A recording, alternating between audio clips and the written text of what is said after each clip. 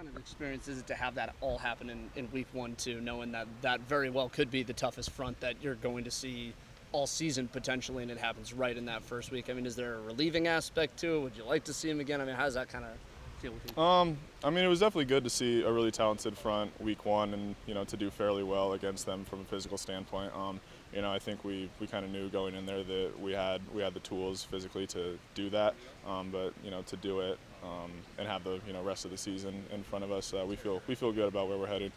How cool was it to see Spencer Webb get his first touchdown? That was cool. Yeah, when I saw the ball go up there, and then I saw Spencer come down with it, I was pretty shocked because I didn't expect Spencer Webb to make a big play like that, honestly. But really happy that he was able to go out there and have a big moment like that. What's he like off the field? Just a goofy kid. I don't know. I mean, I don't know Spencer very well, obviously, but from what I see on the field, he's just a good, lighthearted kid. Likes to have fun. Likes to, go out there and just enjoys the game. During the game, Jake, how hard is it you guys are focused on your job. You've got a tall enough order with a 330-pound human in front of you.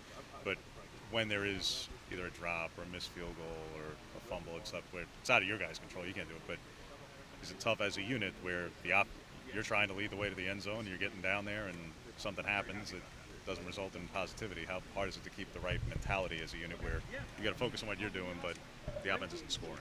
Yeah, I mean, it can be hard at times, but I think it's really important to, not get down on the unit or individual players, because I think we know that if we were the guys that, were missing blocks and, stopping us from scoring, that, we would trust our teammates not to kind of look down on us or, kind of just, I don't know, have those emotions get in the way of what our goal was. So it's kind of that next play mentality that, that everything's not going to go your way at certain points in the game, and you just got to, get up and dust yourself off and go to the next play. Was there something they were doing schematically up front to be better against the run there in the second half? I know it started a little in the second quarter, but really in the second half, there's just something they were doing by way of gap assignments or something? No, not a whole lot. There was a little bit more linebacker run through in the second half because we were doing a lot of big schemes on the backside and reading that backside linebacker. So they started running him through in the A gaps, but it wasn't a whole lot. I mean, it was kind of going in. We knew that they had a couple different answers to different schemes, and they just turned to a couple different things in the second half, but nothing that we weren't expecting. What has been your impressions of how the team's rebounding since the loss? I think we're rebounding well. We know that we have the entire season ahead of us, and we're not going to let one loss define our season because we still have all of our goals in front of us, and we still can achieve all those. What has Herbert kind of said to the team, or has he kind of grouped everybody together and talked to them since the loss? It's just kind of been the same message that everybody's been preaching, that you just got to dust ourselves off and learn from this experience and not let it. We can't let Auburn beat us twice going into this week, so that's kind of been the message. Is there like a group chat going on where people are kind of trying to figure out, okay, we got to focus on week 2 now, or how does that message get spread? Through the coaching staff, through what Coach Cristobal tells us at the end of the game, and then kind of different position leaders are kind of spreading that message out to their position groups. Got it. Yeah.